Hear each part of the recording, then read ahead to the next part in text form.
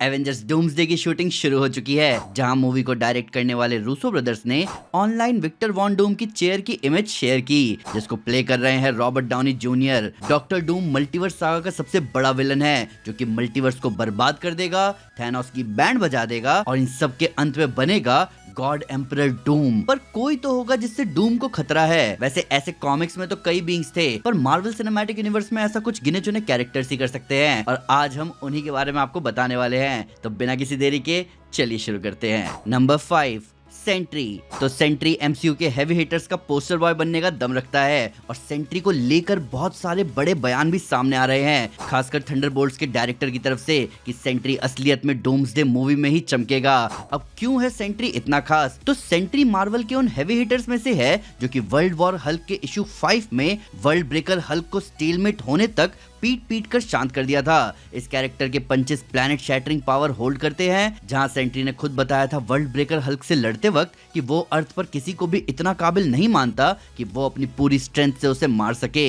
वहीं सेंट्री की ड्यूरेबिलिटी बहुत ज्यादा खतरनाक है, जहां वो वर्ल्ड ब्रेकर हल्क को टॉन्ट कर रहा था जब हल्क उसके चेहरे पर पंच करता है। सेंट्री उससे कहता है कि और जोर से मारो। वहीं सीज स्टोरी लाइन में ये बंदा पूरे एसगार्ड के डिफेंस फोर्सेस को अकेला रौंद डालता है, जिनमें थॉर भी शामिल था। तो सेंट्री अपने फुल फ्यूरी में एक ऐसा फोर्स ऑफ डिस्ट्रक्शन है जिसका सामना कोई भी सेन माइंडेड इंसान नहीं करना चाहेगा, और ऐसा कुछ होने की प्रेडिक्शंस अभी से ही की जा रही है। तो डूम को सेंट्री का काउंटर बहुत जल्दी ही ढूंढना होगा, वो भी उसे किसी दूसरे काम में डिस्ट्रैक्ट करके, क्योंकि सेंट्री से बहस तो जीवन तहस नहस वाली बात हो जाएगी। Number 4, the thunderer. हमारे एमसीयू का ओजी पावर हाउस, हमारा गॉड ऑफ थंडर थॉर। तो थॉर उन्हीं कुछ गिने चुने कैरेक्टर्स में से है जो डूम को ब्रूट स्ट्रेंथ और हेवी हिटिंग क्या होती है ये बता सकता है, क्योंकि आपकी प्लानिंग और जादूगरी तब तक चल सकती है जब तक आपके चेहरे पर एक जोरदार मुक्का ना पड़ जाए। थॉर ने टाइम टू टाइम एमसीयू में प्रूव किया है कि वो बंदा अकेले प्लैनेटरी और कॉस्मिक लेवल पर पावर होल्ड करता है, और उसकी ओवरऑल पावर तो दूर की बात है,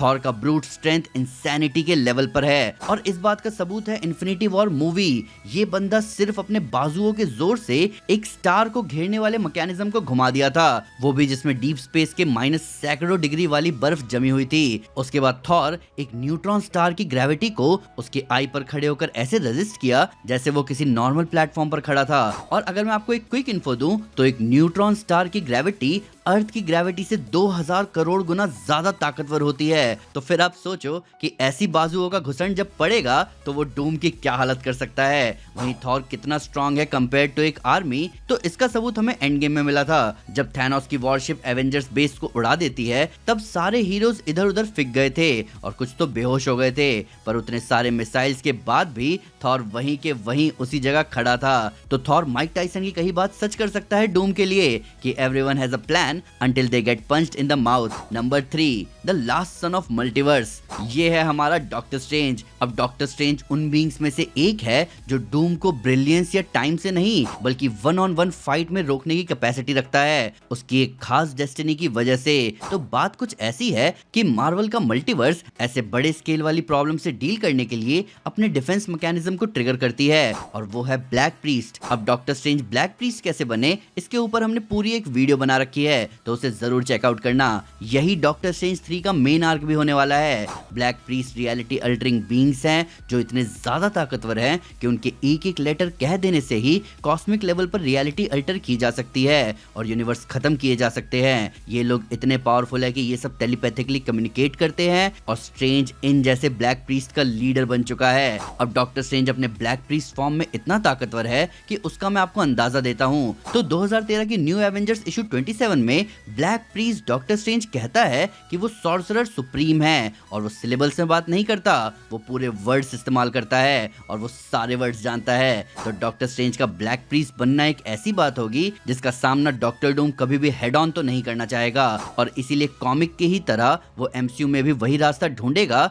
जहां वो डॉक्टर स्ट्रेंज से मिलकर उसे बैठकर ये समझाएगा कि वो जो करना चाहता है वो मल्टीवर्स की भलाई के लिए ही है। और शायद हमें ऐसा कुछ देखने को मिले भी डूम्सडे में, क्योंकि आपको कंसेप्ट आर्ट्स याद ही होंगे जहां स्ट्रेंज डूम के राइट हैंड की तरह काम कर रहा था। Number 2, the one who sits above all. जी हाँ दोस्तों, मैं बात कर रहा हूँ हम सबके फेवरेट कैरेक्टर लोकी की। पर हमारे लोकी को सेकंड नंबर पर प्लेस करने पर ये मत मान लेना कि लोकी खुद कुछ नहीं कर सकता।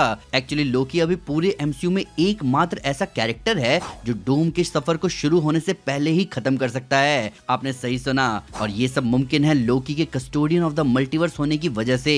लोकी की सीजन 2 की एंडिंग में हम सबने देखा है कि लोकी सारे अनंत टाइमलाइंस को थामे हुए है, और इस वजह से वो वर्चुअली ये जान सकता है कि किस टाइमलाइन में क्या हो रहा है, और इसी वजह से वो टीवीए को डायरेक्टिव्स दे पा रहा है ताकि कैंग को बनने से पहले ही रोका जा सके। तो लोकी का ये काम, जहां वो कैंग्स को बनने ही नहीं दे रहा, ये खुद में ये टेस्टामेंट है कि लोकी क्या कर सकता है। तो अगर हम ये मानकर चले कि जैसे ही इनकर्जन की वजह से मल्टीवर्स के ब्रांचेस कम होने शुरू होंगे क्योंकि यूनिवर्सेस आपस में टकरा रही होंगी, तो ये बात लोकी का ध्यान खींचेगी। और जब लोकी इस फिनोमेना की जांच करना शुरू करेगा, तो उस वक्त अगर लोकी ये रियलाइज कर लेता है कि इस पूरे इवेंट में कौन सा बीइंग क्या करना चाह रहा है, तो वो डूम को पहले ही रुकवा सकता है। और शायद इसीलिए डूम्सडे को लेकर रूमर्स भी आई थी कि ये मूवी रेस टू लोकी होने वाली है, और डूम खुद भी लगा होगा सबसे पहले लोकी तक पहुंचने में, क्योंकि डूम के लिए यही सही होगा कि वो जितनी जल्दी हो सके लोकी को डिथ्रोन करे। नहीं तो वो जितना ज्यादा वक्त लगाएगा ये करने में, लोकी उसका रास्ता उतना ही मुश्किल कर सकता है। Number 1, Reed Richards. अब रीड द मैन रिचर्ड्स ये इंसान ह्यूमन इंटेलिजेंस का एक्सट्रीम पॉइंट है, इतना ज्यादा कि वो साइंटिस्ट जिसने टाइम मशीन तक बनाया है कॉमिक्स में, यानी कि डॉक्टर डूम, वो तक जानता है कि वो रीड को कभी नहीं पछाड़ सकता। डूम का ईगो बस इतना बड़ा है कि वो इस बात को कभी एक्सेप्ट नहीं करता। पर अगर आपके मन में ये ख्याल आएगा कि रीड आखिर किस तरह का साइंटिस्ट है कि डूम को इससे डरने की जरूरत है, तो इस सवाल का जवाब 2007 की माइटी एवेंजर्स इशू 30 में खुद एटर्निटी ने दिया था। इस इशू में जब हैंक पिम ओवर स्पेस में एंटर करने की कोशिश करता है, तो वो बताता है कि ये एक ऐसी जगह है जो पूरे मैक्रोवर्स से परे है, एक ऐसा डायमेंशन जो हर जगह पर है और कहीं भी नहीं है। वहाँ हैंक को मिलते हैं ट्रू एटर्निटी, और उनके सामने हैंक खुद एडमिट करता है कि उसकी इंटेलिजेंस रीड रिचर्ड्स की इंटेलिजेंस के आगे कुछ भी नहीं है, जिसपे एटर्निटी भी एग्री करते हैं और बताते हैं कि रीड एक एक्सप्लोरर है। उसके लिए साइंस का मतलब है प्योर डिस्कवरी, और बाकी सारे पहलुओं को छोड़कर वो अपनी काबिलियत सीखने में लगाता है। वो उन सभी अनंत चीजों को सीख सकता है, जान सकता है और समझकर अप्लाई कर सकता है जो इस पूरे मल्टीवर्स में एग्जिस्ट करते हैं। अब अगर जो लोग इस फीट के डेप्थ को नहीं समझ पाए हैं, उन्हें मैं बताना चाहूंगा कि जिसने ये बात कही है वो ट्रू एटर्निटी है, उसका कोई अवतार नहीं। ये वो एटर्निटी है जो पूरा मार्वल कॉमिक है। तो यहाँ खुद पूरा क्रिएशन ये एडमिट कर रहा है कि पूरे मार्वल मल्टीवर्स में रीड रिचर्ड्स जितना ब्रिलियंट कोई नहीं है, और रीड की इसी एक्सप्लोरर वाली टेंडेंसी की वजह से ही वो सबसे पहला इंसान था जिसने कॉमिक्स में ब्लैक स्वान की कैद में आते ही ये खुद भी समझा और सबको समझाया कि इनकर्जन क्या है। रीड ही पहला इंसान था जो इनकर्जन की वर्किंग और उसकी काउंटर मेजर को ढूंढ पाया था,